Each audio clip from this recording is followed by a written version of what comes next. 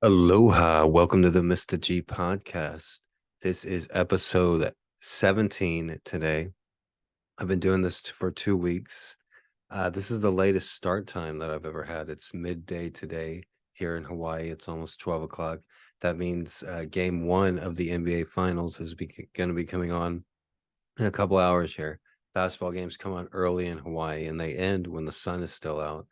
So the days here really start a lot earlier because the sun comes out earlier here too, and it ends a lot earlier. Rush hour in Hawaii is like 3 to 4, and in the mornings the sun comes out as early as 4:50 a.m. You'll start seeing the sun peek out. So in Hawaii, the day starts a lot, and it's an interesting perspective to have on sports. So I've been doing this podcast for 2 weeks. The MR.G podcast is available at Apple Podcasts, Amazon Podcasts, iHeart Radio Podcast, and anywhere else that you get your podcasts.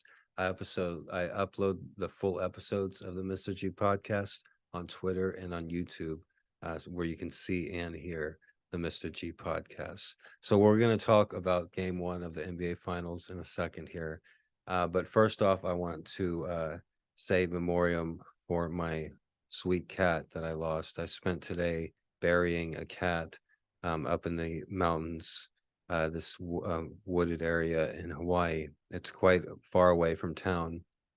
I live in the city area, as you can probably tell from my cat feeding videos. But um, I have a little grave set up on the outskirts of the island where not many people go to. And unfortunately, with my cat feeding operation, it goes with the territory. And I have to, I've been out there a few times, but it's a nice area with birds, and it was nice giving her a proper burial. I'll make a video of it on my other TikTok page. HIDee was a great cat. She was a tortie cat. Other feeders knew about her just because she was such a stunning cat. She had black and orange fur, but then she had a white streak that went down her belly and that went down her face and made it look like she had a little mustache and goatee. She also had these big, beautiful eyes that kind of looked like they had eyelashes, which added to her mystique. I know of a feeder that fed her for about 10 years, and she was one of the feeder's favorite cats. And HIDee didn't get along with other cats very well, but she loved her human, whoever her human was. Like I said, she spent at least 10 years on the street. And when I met her a few years ago, I noticed she had been losing her eyes, her vision from cataracts in the Hawaiian sun. The cats that I feed every day, just about all of them, if they're outside for long enough, they'll develop cataracts because of the sun. And that Hawaiian sun is very strong, very powerful, and those cats are outside 24/7. So most of them develop vision issues. So if once after a few years, they can hardly see. Also, HIDee was having problems with a security guard over there, some guy from Nigeria, I believe, and he was just kept on chasing her around, but he would sometimes feed her scraps and stuff. But HIDee was all the way a couple blocks away, and she heard about my feeding, and I would hear HIDee blocks away crying, but she couldn't find my feeding, and so I would go a little bit closer each day and just get her closer and closer to where I feed the other cats. And finally, one day I just brought her inside, and she was very happy and very content to being inside. She had the whole bedroom to herself for the majority of time, and she was very happy having a human and somebody care about her. She was a very loving cat. It was just unfortunate she had to spend so much time on the street. And I wish I could have given her more care, given her better care, but I'm doing everything that I can. I have 2 arms and 2 legs, and I wake up at 3 a.m. every single day for 4 years, taking care of these cats. I've spent thousands of dollars of my own money. I wish I had more money, and I would spend it on taking care of these cats. There's 2 million homeless cats in Hawaii, and there's only 1 million residents in Hawaii. So even if everybody took in 2 cats, there still would be plenty left over.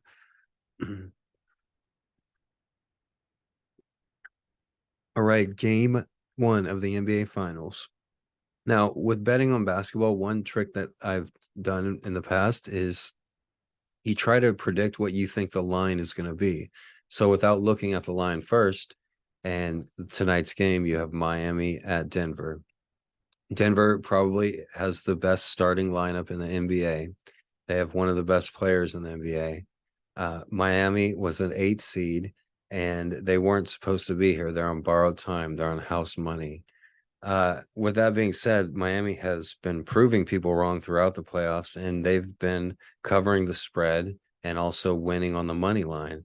So I figured Denver would be favored. It's at Denver, but I figured Denver would be favored by 4 or 5 points. And when I checked the line just before the podcast, I saw that Denver is favored by 9.5 points, and I couldn't believe it.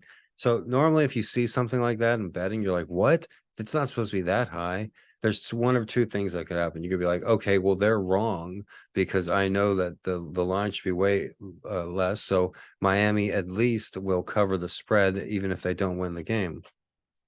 Or you could say maybe you were wrong altogether, and you're like, wow, Denver is really good. I didn't know Denver was that good. Aaron Gordon, that he's good. Caldwell Pope, he's better than I thought. Not Michael Carter Williams, but so and so junior, what, I forget his name. His dad was a coach. He played basketball. Anyways, I'll remember his name after this series. So I think one or two things are going to happen. Denver is either going to blow out the Heat, and it's going to go over as far as the over under goes, the combined total of both teams, because it'll be a really high scoring game, and Denver will blow them out and cover the 9.5 point spread. Or Miami will prove everybody wrong and win the game. If Miami is going to lose in 5 games, this will be the game that they win. This is the game that they have the best chance of winning because Denver has been off for a couple weeks longer and Miami just played a few days ago. Miami is fresh. I think Gabe Vincent's going to have another good game. I think his performance in the Eastern Conference Finals are going to carry over into the NBA Finals. I think Jimmy Butler, he doesn't have anything to lose. He's already had one of the most legendary playoff performances, and if he wins a championship, it will be without a doubt the most legendary individual performance where they just kicked their game up another notch into the playoffs and they just won. So Jimmy Butler and the Heat have taken out the number 1 seed Milwaukee Bucks, the number 2 seed Boston Celtics, and the number 5 seed New York Knicks. That was not an easy task, and they did it despite having injuries to one of their best players in Tyler Herro. So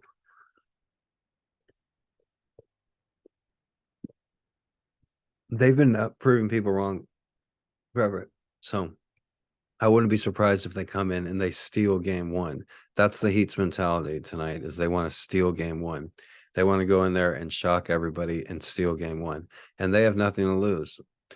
They're a great defensive team. Coach Eric Spoelstra, he's one of the best defensive coaches in the NBA, and he knows how to change defense, and he knows how to play with a small lineup. Even back with the big 3 in Miami Heat, he would play Chris Bosh at the 5 and LeBron James at the 4 against the San Antonio Spurs, and I watched all of those games. Eric Spoelstra is a really good coach. So if the Heat do win, I'd also say the under for the over-under. The over-under, it's probably just under 200 points, probably. It's probably 190, 195. And I would say it would be another low scoring game. The games that the Heat have won in the playoffs, they've all gone under. Game 7, the Heat are a great defensive team, and they want to slow the game down. Denver, they want to play. They want to put the Heat out of breath. They want to run up in court. They have a great all-star point guard in Tyler Murray, and he really is, for the first time, has got the main stage. Not many people know about Murray and know how good he is. He's a great point guard. He's going to have a few great games in this series. And believe it or not many people have even seen Jokic play, despite winning 2 regular season MVPs. So I think they have that both going for them. Like I said, they have a great starting lineup with Aaron Gordon, formerly of the Orlando Magic, one of the best leapers in the NBA. He's going to have some great dunks this series. And it's going to be interesting. If the Heat can win game one, that'd be the best thing for the NBA because that would guarantee at least 5 games. And each of these NBA finals games make the NBA about $1 billion. It's the first time since pre-2020 that people are watching the NBA, and it's one of the most exciting seasons. Either team, I'll be really happy for winning, either Denver the Nuggets or the Miami Heat. I hope it's a good series. I hope it goes 7 games. But picturing either team celebrating in the locker room, I'll be happy for the Denver Nuggets to finally win an NBA basketball championship. But when I watch it, and my heart is really with the Miami Heat, I'm very much cheering for the Miami Heat, and they are huge underdogs in this series. If I had the money to bet, I would just bet on them to win it and win the whole series. I would bet on them to win game one. I would bet on them to win the first quarter and the first half of game one. And I would do that because I'm cheering for them. This could be a moment in history when we don't even know how big it is. But if Jimmy Butler can win the NBA championship, a player that averaged, 22 points in the regular season, he was an all-star, but he wasn't, a super all-star. But to make it in the world when it counts in the playoffs, to take your game to that next level, that's something that everybody will always remember. So why not make it happen, Jimmy Butler? Do it for anybody and everybody that used to have a rough time in their life and that had somebody tell them that they couldn't do something, and that's surprise somebody. The one thing that every people have always told me that I get more than anything when I'm working at a new job or a new group project or a group study group in school and college or something, and somebody doesn't know me from the outside, they just know how I look. They just see like broken glasses and funky outfit, whatever style I'm banging at that time.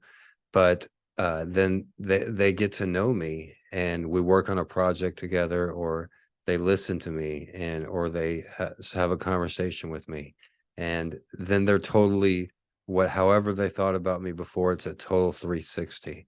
And it's happened to me more than a dozen times where somebody says, Greg, Gregory, Mr. G, I'm sorry about how I thought about you when I first met you. And it's like, wait, what? How did you think about me? Did you think I was some asshole? Oh, no, no, nothing like that. Oh, never mind, never mind. And they can never own up to it. They can never just, oh, I thought you were a fucking retarded piece of white trash. It's just like, is that what I look like? Well, the thing is, don't judge a book by its cover. But I saw 2 construction workers today, and I was listening to some like indie rock band, like Beach House or something, and the construction workers, or they were like gardeners, and they were like working in the landscaping while I was waiting for the bus. And I'm just like listening to this, and I'm like, these guys have never listened to this music, and they don't know what the fuck I'm listening to, and they don't really know or how or can appreciate it. And I'm thinking about like a girl I dated in college and going to my bedroom, and I'm like getting all deep, and so sometimes you can judge a book by its cover, but that's coming from me, somebody who's misjudged over and over again. So I don't know. I come from a very strange background. Normally, people like me do not survive. Like, they've done studies, and to not tell you too much about myself, but they've done studies. They're not allowed to do these studies anymore on young babies, where they'll take a mother away from the baby, and they'll feed the baby, and they'll clothe the baby, and they'll give the baby food, but they'll just keep the baby in a crib, and they won't give the baby any love or any attention. And what ends up happening is the child dies. The child doesn't even make it to 5 or 6 years old, because that is one thing that every infant needs growing up. And if you don't get it, you end up like me. Or if you don't get enough, all right? I must have gotten some. No, no, no. In my case, with me and my twin brother, our mother had custody until we were 4. Our cold ass father didn't get custody until we were like 5 or 6. And that's when we had to live in a closet in the garage, basically, a few years after that. So up until we were like 4, we did have a mother who cared for us. But then she developed schizophrenia, was locked in a mental hospital.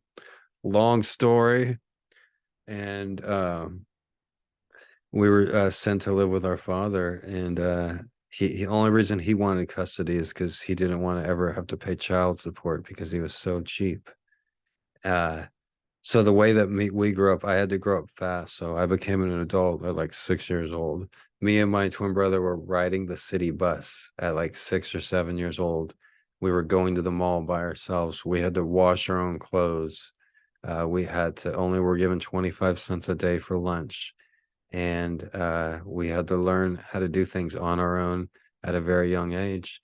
I wasn't as good as a communicator as I am now when I was 8 years old.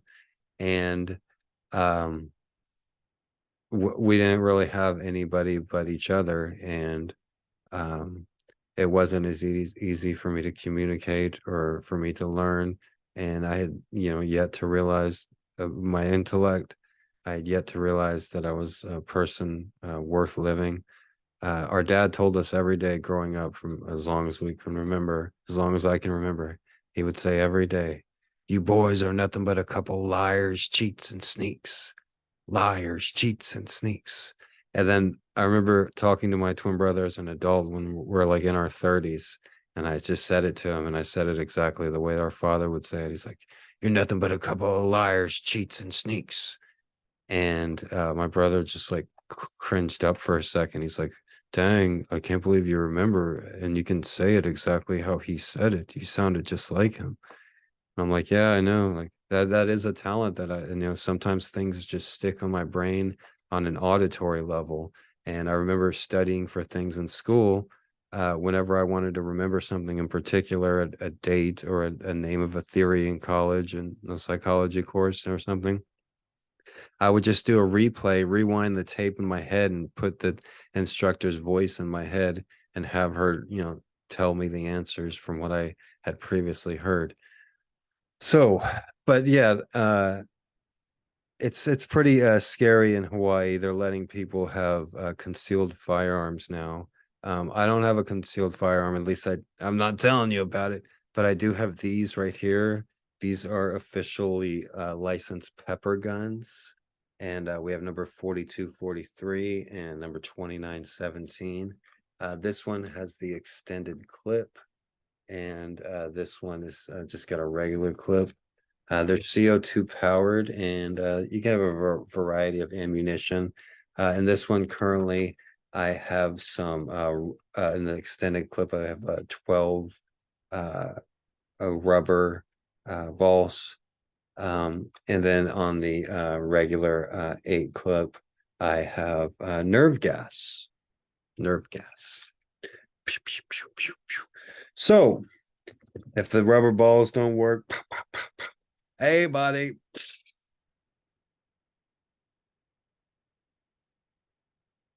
What is nerve gas? It just makes me think of the Joker. Does it make you start laughing? No, hopefully, praise God, I don't ever have to use them. And even though crime has been bad, people in this neighborhood know me well enough. I've been here 4 years, and I wear a costume basically. They know me as the guy who feeds cats, and they usually leave me alone. I use them alone. I leave them alone, and they leave me alone. Unless, of course, they're selling me cat food, which, I do buy cat food from street people because, hey, man, they got the best prices, inflation. What are you going to do? I just got a guy, Manny, over there. He got me 12 cans, 50 cents a can. Bam. 50 cents a can in 2023. You can't beat that. With inflation nowadays, you cannot beat that. Thank you, Manny. If you're listening out there, Manny, you're my man, Manny. Aloha. Manny's a nice Filipino guy that I enjoy buying cat food from. All right. So today's podcast was brought to you by my twin brothers, Smelly Gym Socks. You can find my twin brothers, Smelly Gym Socks, in the New England tri-state area, most likely in some wooded mildew basement. All right. With that being said, I just want to mention how I saw some ESPN anchors and other news anchors. They do like little live show, not live, bro. They do little like Zoom calls with each other, and they post them on the ABC or ESPN YouTube page. And so you have like these talking heads, like from their apartment or sometimes from their motel room, and like these NBA, like Brian Windhorst and all these NBA people that are like supposedly like Mr. Know-it-alls. They know so much about basketball and football and baseball and sports, right? But they're doing their little podcast or their Zoom call, and they're uploading it on the regular ESPN YouTube page, which has millions of followers. But it's done with a shitty camera, like the built-in camera from their laptop, and they're not using a mic. They're using like the laptop's mic. They're not using like an external microphone, and they don't ever have the camera at like eye level. They have it like pointing down, like, or like way up here. Usually like, hey, so I am Brian Windhorst. And it's just like what the fuck? Like how did the you know who's paying for their cushy jobs? They're making like $200 an hour, so a crazy amount, and they don't even know how to do that. Like I'm just started doing this for 2 weeks, but even I knew that in like a basic film course to keep the camera basically at eye level. And it seems like they make so many mistakes. Like they're making so much money, they're not using an external mic. They're making that much money and they're not using an HD webcam. What the fuck is wrong with them? Why did they even get that job that they got? Oh, they're so special. They went to college. Okay, really? They went to college. They graduated from some state university. You know what really pisses them off? Somebody like me. You know why? Because I'm more knowledgeable about basketball, or just as knowledgeable about sports and basketball. And I'm also more entertaining too. Oh yeah, but they went to some fancy school and blah blah blah. No, but you know what really pisses them off? The thing is that they have a bachelor's degree, most of them from some four-year university, but they're supposedly journalists. Do they have a bachelor's of journalism? Do they have a BJ? Because I got a BJ.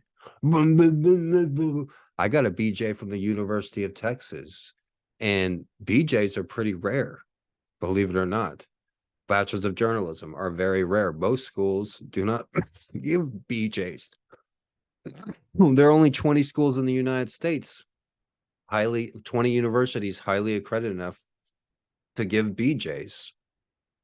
And guess what, guys? The slacker with the broken glasses, he has a bachelor's of journalism, a BJ. Blah, blah, blah. I got a BJ, huh?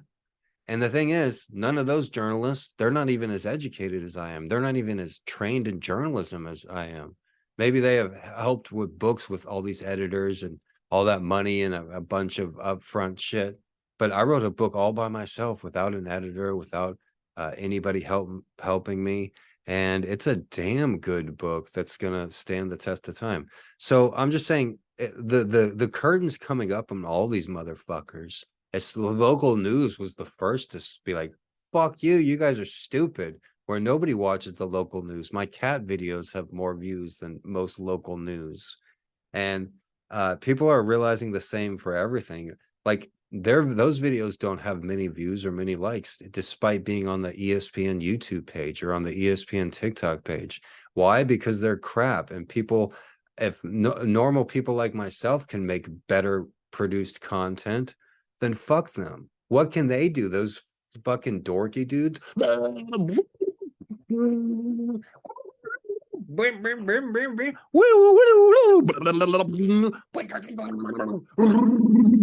Ha ha, you can't do that. Huh? I can do that. You can't do that.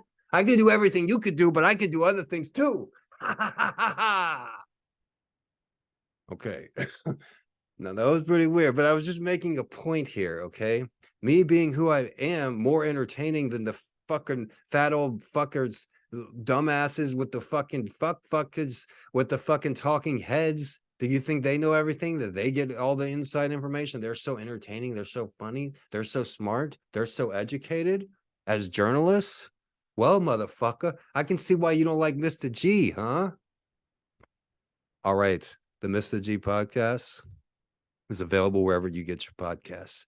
Apple Podcasts, Amazon Podcasts, Spotify Podcasts, iHeartRadio Podcasts. Just Google Mr. G Podcast Hawaii.